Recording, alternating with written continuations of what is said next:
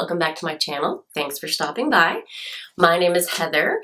I've been a fashion stylist in the industry for 20 years, now applying that knowledge to reselling, and that was a demanding schedule. So now this is enabling me to be with my family more. And I have 3 kids, a wife, super busy, and loving what I've been doing for just a little over a year now. But what I want to talk to you today is about the session at PoshFest. It was about 2 weeks ago that they did on numbers and things that you can do to help your business. One of the things I want to say is my fingernails look terrible, so try not to be distracted by them. I'm so sorry. But there were 4 ways that they zeroed in on to help you, and that was your inventory, your marketing, promotions, and experience. The first thing was inventory. So basically what you have, they said that in the description, how important that description title was, that less or greater than 24 characters gave you a 60% chance higher of selling your item. So, don't just put cute shirt, cute, blue skirt, red dress. Like, put as much in that description title as you can. And stay away from emojis as well. I know a lot of people like to put cute little emojis around the ends, but in Google, when someone's searching, if you have an emoji, your listing's not going to come up. In the description, greater than 100 characters in your description give you a 40% chance higher of selling your item. So as much as you can put in there, call out a flaw if it has a flaw. You do not want someone to be upset when they get your item. The type of fabric, if it's stretchy, just as much as you can put in that description box, put in there. Measurements, everything. Okay, so this was interesting. The original price only gave you a 10% chance higher of selling. Now, when I was a baby posher, I used to spend a lot of time trying to research this. And now, unless an item is like a high-end designer item, it's going to be a goose egg. I'm going to put 0 simply because it's just not worth the time of trying to search it. Unless it's a new with tag and I have the top price tag, probably not going to put the original price. Greater than 4 pictures gives you a 70% chance higher of selling your item. Once again, as much information as you can, provide. A front angle, a side angle, a back angle. When there is a pattern in your look, I like to provide a close-up picture of the pattern, because, a paisley can look like a floral from a certain length. I had a shirt that had little cats all over it, but it looked like polka dots from a certain distance. So do that. Also, not only provide a picture of your label, but also a picture of the size. I had a case open on me once because she said that the size had been cut out. That wasn't true. The size was actually in the interior with the fabric content. And I knew that about this item, but I didn't place it. And I repeatedly asked for that picture. She never sent it. In the end, Poshmark wound up siding with us both because I did provide the measurements, and I provided a picture of the brands that those measurements fell within that size for that specific brand. So even if you have to use an app like Pic Collage is what I use, you can use one picture, one of your pictures, make a collage of the brand and the size together. A lot of times that's where they already are, but in that particular instance, it wasn't. The brand, holy cow. Make sure you're putting the brand in there. It gives you a 110% chance higher of selling your item if you have the brand in there. Once again, that goes back to those searches. People shop on Poshmark, I believe, primarily by searching, and even through like Google or search engines, they are going to shop by that brand name first.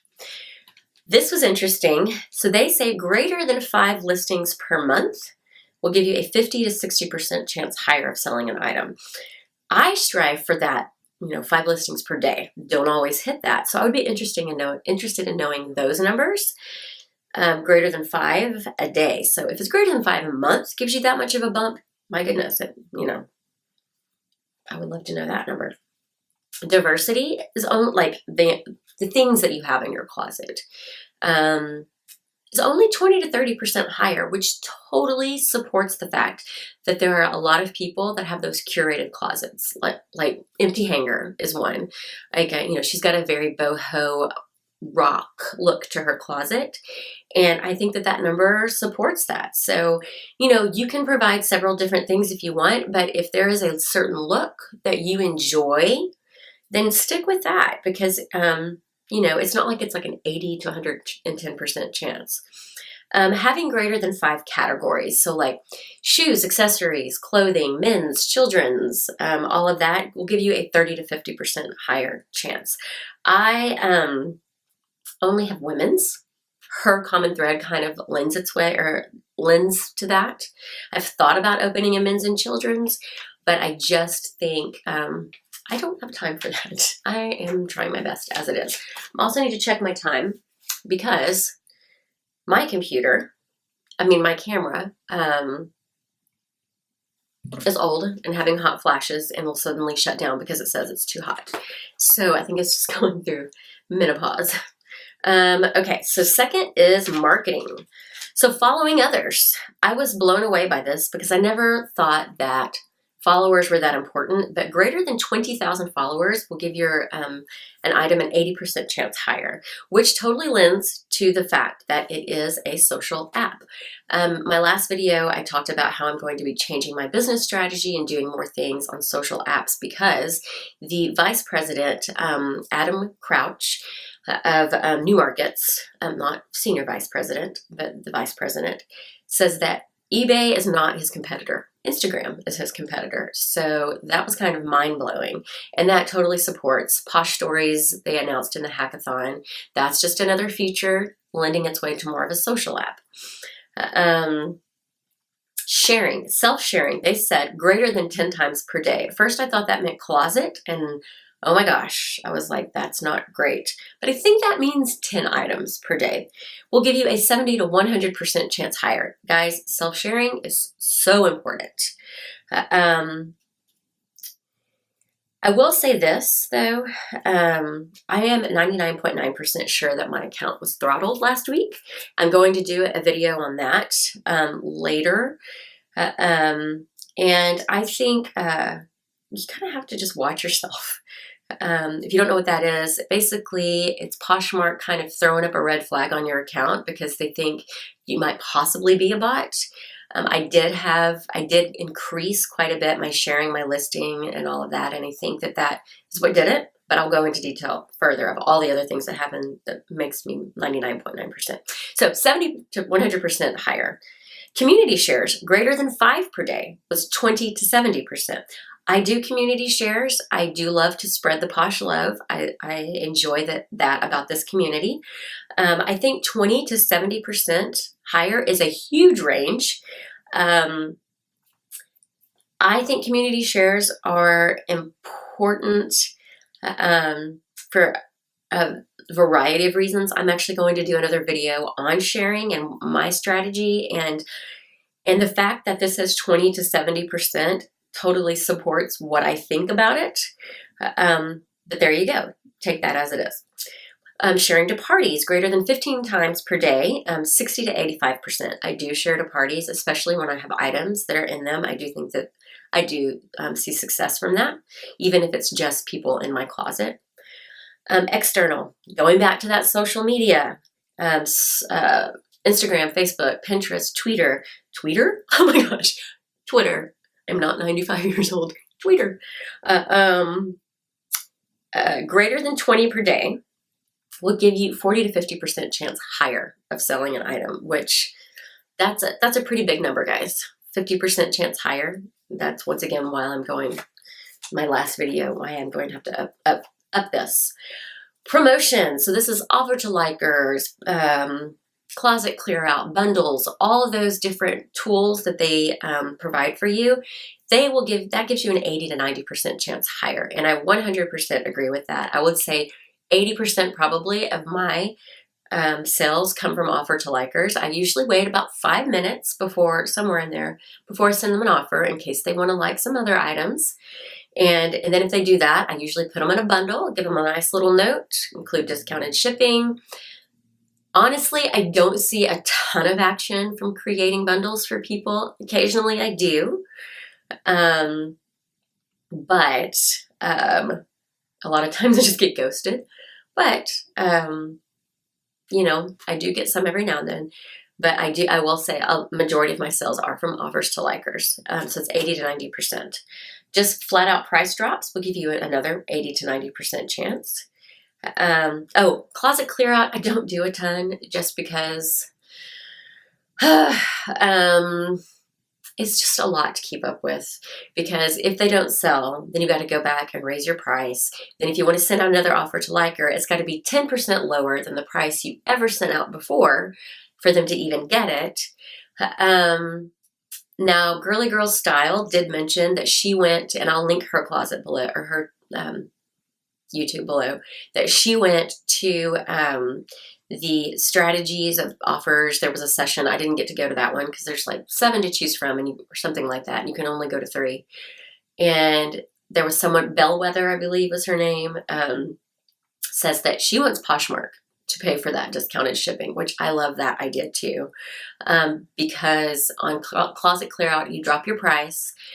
Then offer to likers, you have to send them some sort of discounted shipping. So it's either $1.80 or free shipping, which I don't typically do unless an item is $50 or higher, usually, depending on what I paid for it. Closet Clear Out, Poshmark picks up that. I would love Poshmark to pick up that shipping, but they will pick up that $1.80 discounted shipping so that you don't have to. So, but then I have to remember which items I cleared out. I'm going to go back and I either have to relist them or up the price. So I don't know. I will say I did a few of those the other day and I did make some sales. So I don't know. I'm still playing with that. And then buyer offers, just countering back and gives you a 30 to 40% chance higher of selling your item. I never flat out decline an offer. I always counter.